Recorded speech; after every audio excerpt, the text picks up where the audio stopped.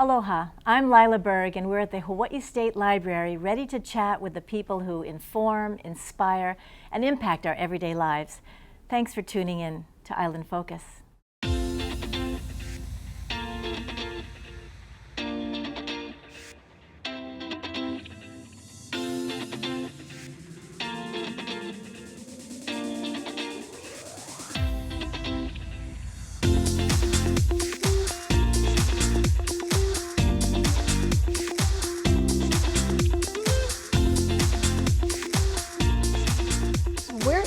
Edna Allen Room for Children. It's also known as the Children's Section for everyone else.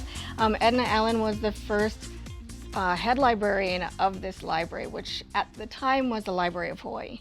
And when we're talking at the time, when did it start? Well, this library was actually started in 1911. They finished building what was the initial part of the library in 1913, and that was with money from Andrew Carnegie. This part here, though, was put on in the 20s because we needed to expand. The building we started with was too small. Well, you know, I'm so impressed by the artwork and the paintings on the walls. Yes. There must be a history on it. Yes, so these are actually all murals that were done by Juliet May Fraser. She's one of the most beloved and well-known figures in Hawaiian art history. She did these in the 1930s as part of the Works Progress Act.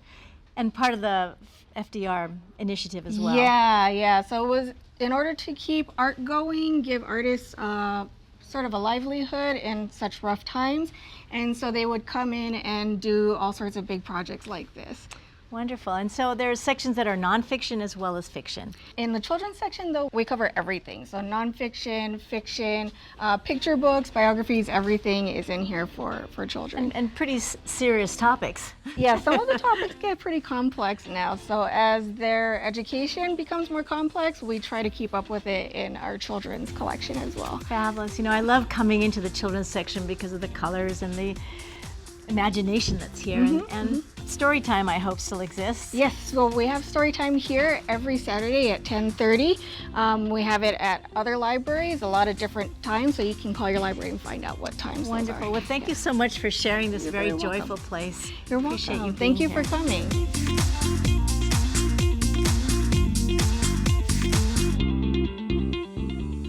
I'm here with Marlene Tsai, Program Director for the Kupuna Makamae Center at the Pacific Gateway Center. Thank you for joining us. And thank you for being here today. You're very welcome. It's my pleasure. It's nice to see you. You look wonderful. You must be doing some fabulous things over there. What is this new center? Well, Kupuna Makamae Center is a place for, it's an intergenerational program whereby many of our seniors who still have a lot of mileage and are enjoying life come to with all these various programs that we're putting into place. And when you say programs, what happens there? Well, the programs that I'm referring to are things like, and we've already started, pardon me, hula, and that's on Thursday nights. So teaching our seniors hula? Teaching our seniors hula, ukulele. We've had some arts and crafts during Thanksgiving, Christmas time.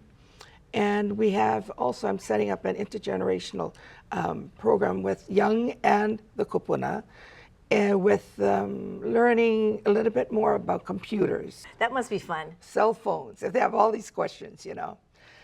So this is going to be an exciting time There's for also many. health and wellness programs as well. The health and wellness is also very key because many of us who are caring for either our family members or want to have an idea of what it's like to care. So it's basic home health care and focuses on different sections of this program. By that I mean there's Alzheimer's and dementia, you know, that so many have a question or two. All of us remember you more for your voice and your songs and your entertaining. And how did that career segue into where you are now? Well, you know, Lyla, I've always, this is, I think, my 57th year in the business of entertainment. And I still do it. You started when you were 2, right? Right. You're kind. You've always been a friend. Thank you. But, you know, it's just evolved to the point where I stayed busy, not only at night performing, but during the day. You know, like in the past, I worked at the Capitol, on the House side. I also worked at Kamehameha Schools, and I started their alumni department up there, started their database and things of that sort, which they're still using today. Their Alumni Week, which I created and everything. So those are all of the things that I enjoy doing during the day. I love working during the day. And you've always initiated. But it's always creating things. Exactly, you yes. know. And so this program with underneath There's a little story to this program because Kupuna Power is an event that Senator Brickwood Galutaeri and I started focusing on back in 2012. And I was working with him at the Capitol in his office during session time. And the reason for this Kupuna Power was really to bring to the forefront a little bit of education, entertainment, some exercise to the Kupuna, having them become aware of the scams that are out there, the different programs that are out there for health, Medicare, long-term care. And I, who am a Kupuna today, proudly so, I want to know about these things. And of course, I would think they would too. And it's amazing that many of our Kupuna family and friends are not totally aware. And we are grateful to the many agencies that are out there that support and help and guide and share. So the information that you give them, the opportunities to practice and play together and connect with each other and other generations really does bring out their power. It does. That's why with Kupuna Power, it's a day in April in the past few years. This year we're having it on April 13th at the Rotunda, and whereby we're going to have this program, and we're going to have different people come up and speak for a couple of minutes, and entertainers. And it will be on your website, I'm sure. It'll be on the website, absolutely. Thank you so much for sharing this and for your enthusiasm. We've been talking with Marlene Tsai, Program Director for the Nakupuna Makamae Center at the Pacific Gateway Center. Thank you for joining us.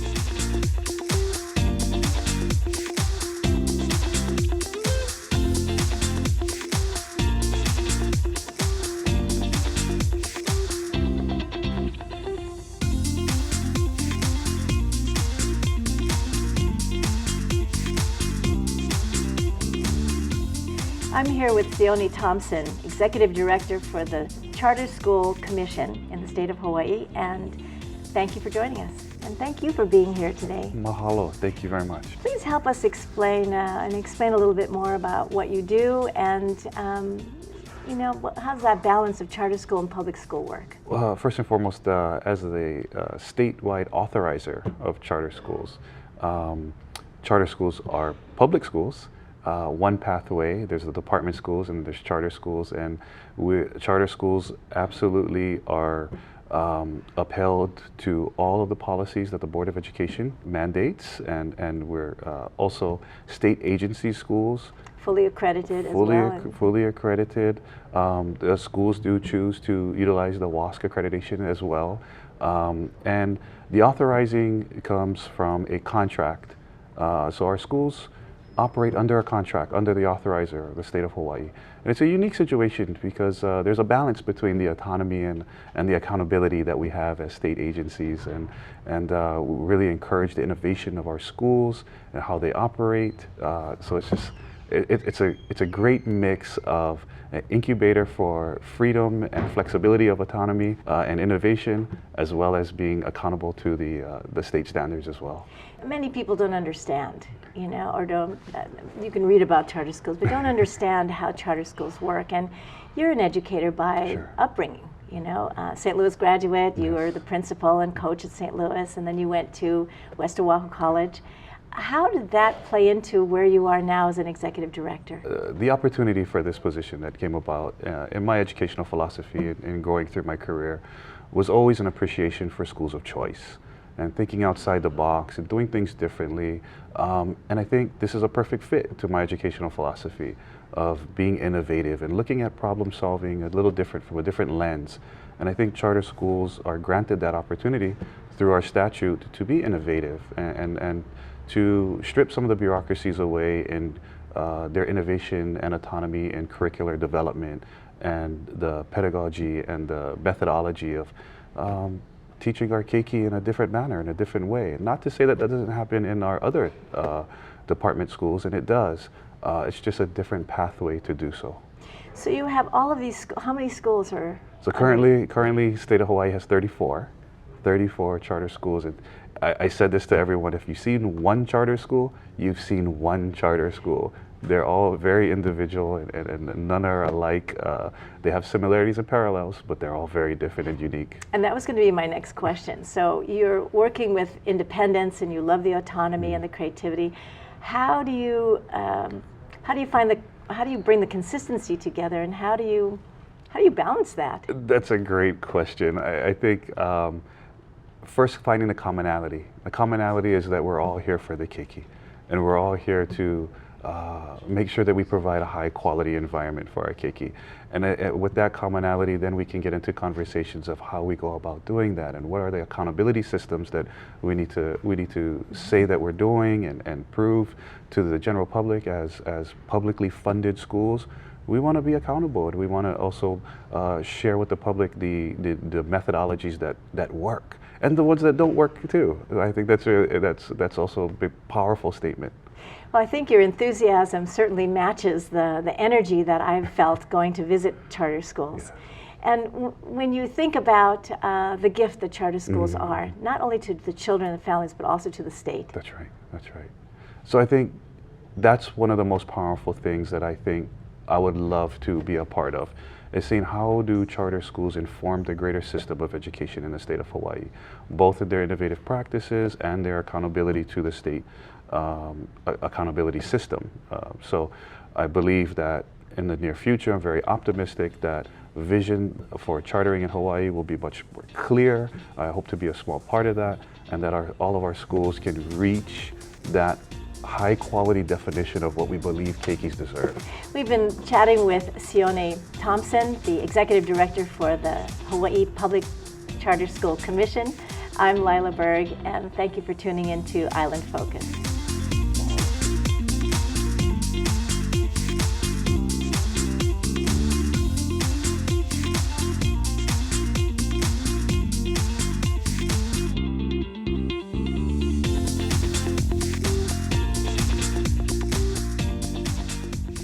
I'm here with Stacey Alder, who's the Hawaii State Librarian. Thank you for joining us, and thank you, Stacey, for taking the time to speak with us in your beautiful location here. Oh, thank you so much for being here. We welcome you to this lovely location. Please share with us, at this time where technology is just the world and the focus, libraries.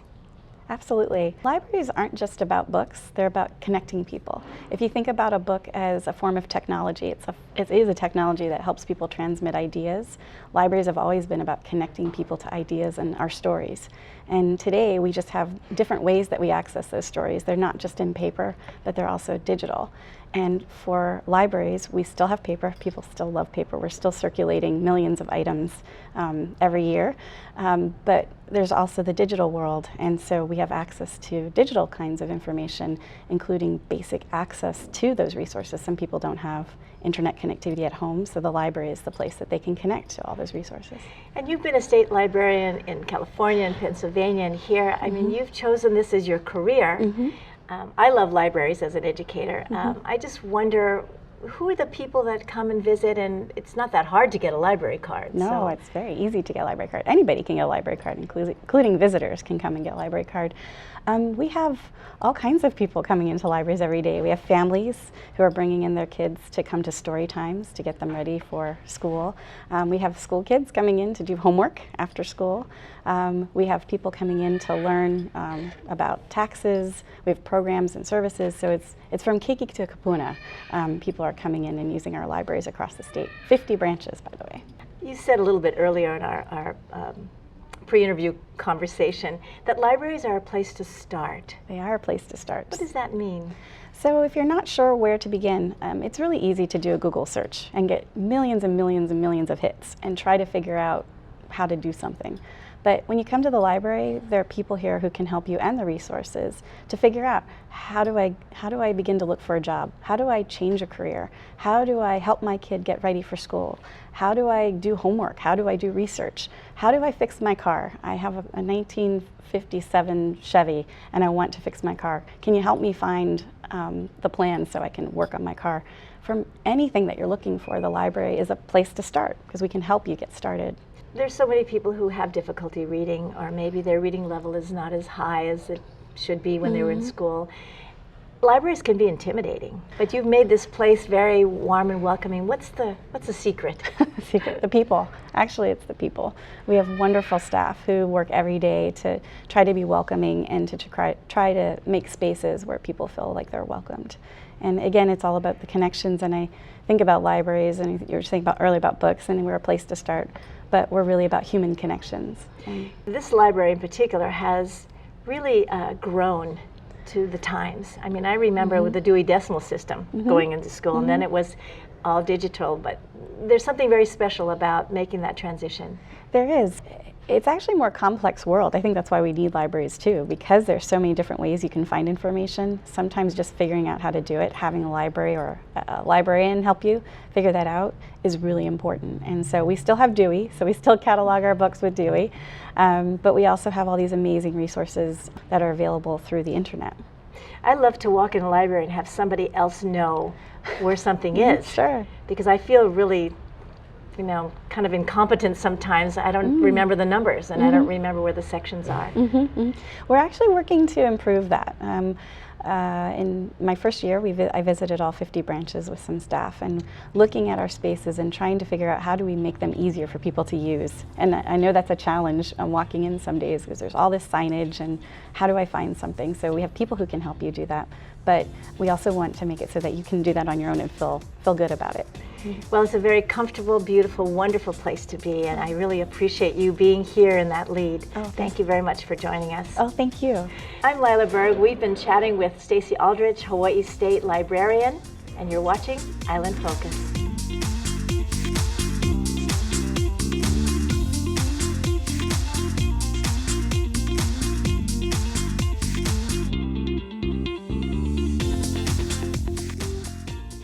So this library means a lot to you. Oh yes, because this is my childhood library. It goes back decades. I grew up at this library, went to its story hours. I was the first young adult student helper here because I was here all the time. We like to think that it's a place, it's a gathering place that people can come and meet others, use their resources, do their research. Part of our mission for people to love reading and learning, and so we hope people come to the library to do that. But we also extend out besides the physical building. We have the virtual spaces, but we love, as librarians, to have people come to us and see us. And at this time, the library is really technologically advanced as well. I mean, Oh, very much so. You know, the younger generation is very much into technology, their smartphone, their tablets, the computer, the laptops, you know? And so we have to address them too, besides the others who like the printed page, you know, they want to flip through the pages and stuff like that.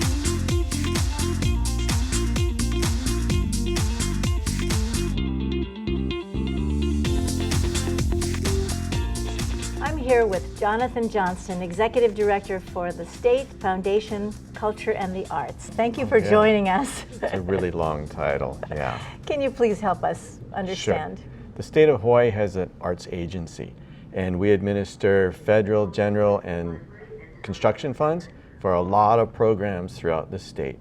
And our mission is to promote, perpetuate, preserve, and encourage culture and the arts for the people of Hawaii. So the Hawaii State Foundation on Culture and the Arts is more than art, and it's more than culture. Absolutely. We do a lot of different programs. Our focus is on education and access for the arts, making sure that people in all areas of Hawaii have access. What does education mean from your perspective? We do a lot of the heavy lifting in arts education for the Department of Education. We have programs, Artists in the Schools, which is a statewide program. We have 91 schools participating this year, and that's an artistic teaching partner helping teachers in the classroom meet the curriculum core standards for arts and often integrating it with other areas. And we do that statewide. By grants or by Yes, by funding? grants. So schools apply for that Artists in the Schools program, and we're expanding it this year to probably 44 more schools. And that's actually also funded by Hawaii Community Foundation. So we have our money that we use for the state, and the Community Foundation matches that because they think it's a really good thing. So when I was in the legislature, I know that much of the artwork in our building was on loan from your foundation. How does that work? Part of what we do since 1967 is we collect contemporary art from local artists throughout the state. So you buy it from them, or? Right. The state, whenever they build a state building, part of that money goes for works of art to help replace the natural beauty of the place when they built the building. So we go to exhibits statewide and purchase, and that goes into the Art in Public Places collection. And we now have the Hawaii State Art Museum where we gather those works of art for exhibits. But there's a big part of what we do is museum without walls. So throughout the library, the state capitol, hospitals, schools, airports, convention center, all have artwork that we rotate. And you must have had some in your office, right? I did. And do you purchase them from artists, or how can an artist become involved if they wanted to donate something? If they wanted to donate, they would go to our website. There's an application for gifts. And all the works of art, actually everything the State Foundation does is through panel review. So a panel will review the different artwork that we're looking at purchase, all the grants that go out, all the gifts, all get reviewed, and there's criteria that they have to meet. So it's pretty stiff criteria to be part of the state collection, but yeah, they can apply. And what an honor to be part of the statewide collection and to be contributing in that way.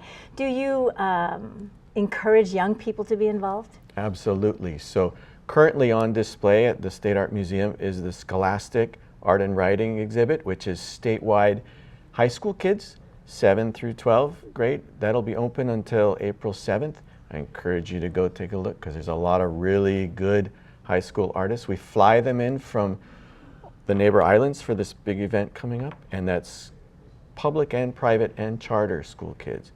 And for the younger ones, we have an exhibit at the convention center, also where we fly kids in from all over the state and encourage them in the arts.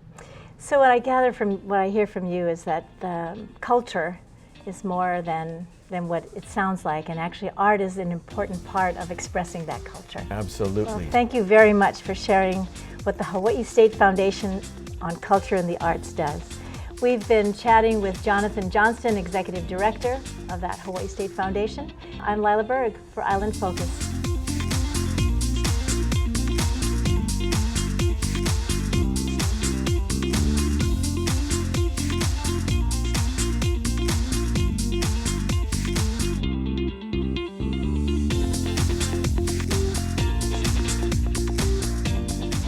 I'm here with Erica Lokrow, who is the Chancellor of Honolulu Community College. Thank you for joining us, and thank you for being here. As a Chancellor, that's quite a responsibility you have in the big system. It's great. It's a great opportunity, and education, I truly believe, transforms lives, and I just hope that every citizen that we have in Hawaii can really take part in the University of Hawaii system. Honolulu Community College is a 2-year program.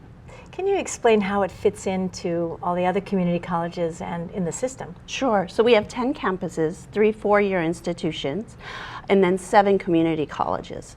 And the community colleges really focus on different areas of study. So when people think about Honolulu Community College, a lot of times they say, oh, you do carpentry or you do automotive. Those are the ones that normally come to mind. But we do a number of other things. We have 25 different programs. We have a very robust liberal arts program that transfers to any of the 4-year institutions, whereas some of the other campuses would focus on different academic areas, maybe culinary, maybe other things. So we all kind of have our own little niche, which is nice because students can take courses with us and with others at the same time without many boundaries at all. And the goals that are laid out for Honolulu Community College, are they specific to your campus? We have a a strategic plan for the entire university, which we all share, and then I report to John Morton, the Vice President for Community Colleges. He has his own strategic plan, and then that allows the campuses at their own level to really create what's strategic and what are the appropriate goals for themselves. So for us, we're really focused on our Native Hawaiian community and also those that typically are not in education as in bigger quantities as they are in our population. For instance, Pacific Islanders, we want to see more of our Pacific Islanders being able to access education. But really the biggest impact is student success. So we want you to come to us, but we want you to leave with something in your hand, whether it's a certificate or a degree. We don't want students to come in and fall through the cracks and not finish. And so we've really organized ourselves in a manner that allows for all of the support mechanisms around a student's journey to help them get through to graduation. I like your comment that we want you to come to us. And in fact, you have a Title III grant that speaks to that philosophy. Right. We have a Title III grant that's really focused on creating an environment where you have culture, place-based learning. And in that grant, we are focused on taking the cultural aspects of Hawaii and being able to teach maybe traditional math, traditional sciences while in that context. So whether it's learning about marine biology while you're rebuilding fish ponds, or about plant biology, or even math in the lo'is, we want to be able to incorporate that because that engages the student, not just the Native Hawaiian students, but it's engaging. It brings context to why am I learning these mathematical equations, right? You know, your passion and your enthusiasm really affirms the purpose of a community college. And sometimes there's this perception that it's only a 2-year program, so it's not as good as a 4-year program. But community colleges serve a very important purpose. It's interesting that we have students that actually maybe went to a 4-year institution and took a career path. I have one student specifically that was in the marketing field for a very long time and realized that that just wasn't for her and has come back and studied carpentry with us and has found this new career that she absolutely loves. So we have students coming to us straight from high school. Maybe they took a break after high school. Maybe they're returning adults. Maybe they've come from different career paths, but we have something for everyone. And it seems that the classes, when they mix those generations, are really colorful, definitely, but sort of robust and interesting as well. Very much so. And that goes to say for our faculty also, because on our liberal arts side, we have a number of faculty that have PhDs, whether it's in the sciences or English or math, psychology. And then you have those that are from the workforce, really doing the training for our trades. And so you have this campus community that's so diverse, but works so well together. Well, thank you so much for sharing your enthusiasm and your love of the Honolulu Community College and the system in general. We've been chatting with Erica Lokrow, Chancellor of Honolulu Community College. I'm Lyla Berg. Thank you for tuning in to Island Focus.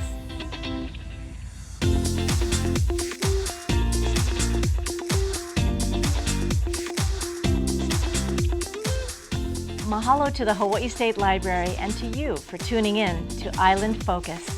I'm Lyla Berg. Aloha and malama pono. Take care of each other. See you soon.